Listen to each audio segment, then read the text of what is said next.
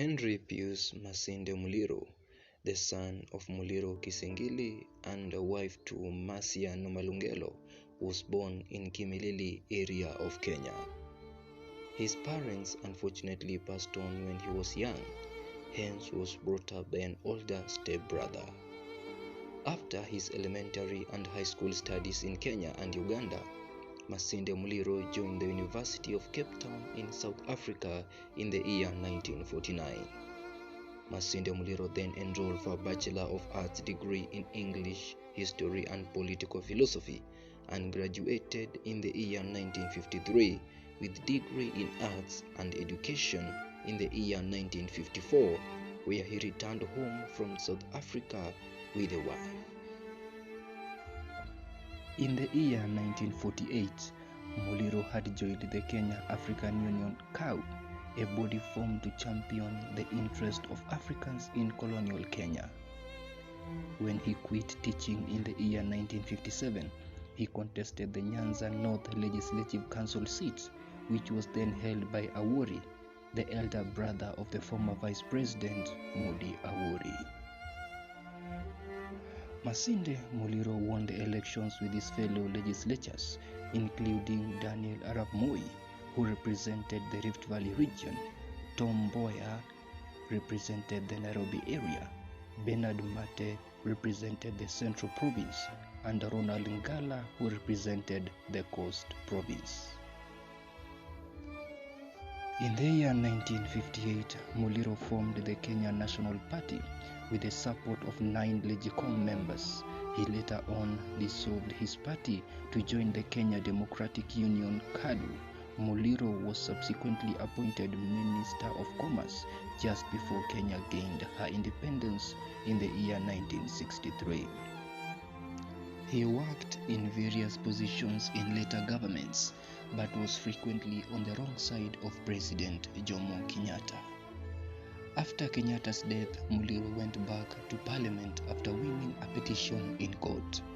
He served as the Kitale East Constituency Member of Parliament until the year 1988, when he lost it to John Rotich, who held the position only for 2 years.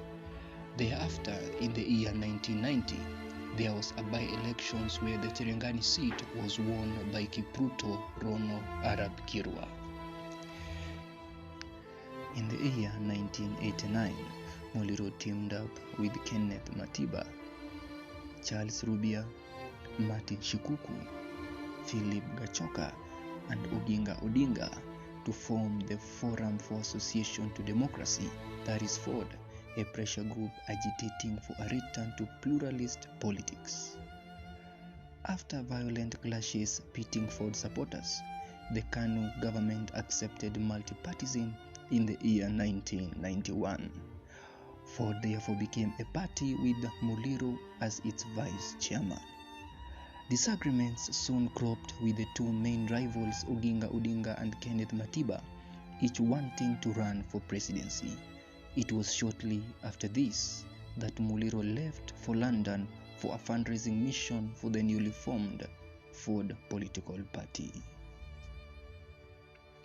On his return upon his arrival at the Nairobi airport on the morning of August 14, 1992, he collapsed and died.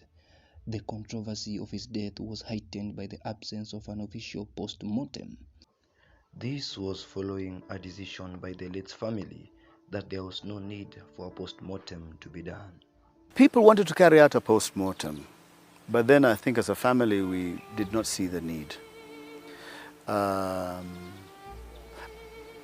think a few years before, about 3 years before, I'm trying to fill a gap where maybe there's no gap. Yeah, a few years before, about 3 years or so, no, maybe 5 years before, my brother passed, my youngest brother, and my mother witnessed the autopsy. Yeah, and we never discussed it with her, but I suspect that that particular experience she probably did not want her husband to go through. I always say, if we had done a post-mortem, maybe it would have told us. But the family said no, post-mortem. So he was buried with whatever happened to him intact with him. And so that's why I don't know, nobody ever knew. But for me, I would have preferred him post-mortem, but the family said they didn't want him to be cut, you know, because feel very bad when you cut somebody who is dead, and yeah, and that's how they feel. This decision brought mixed reactions from the people, who even accused the family of being related with Masinde Muliro's death. There were accusations that my mother and I had been involved in his passing somehow. Muliro was later on buried in his farm in the Kitale area of Kenya.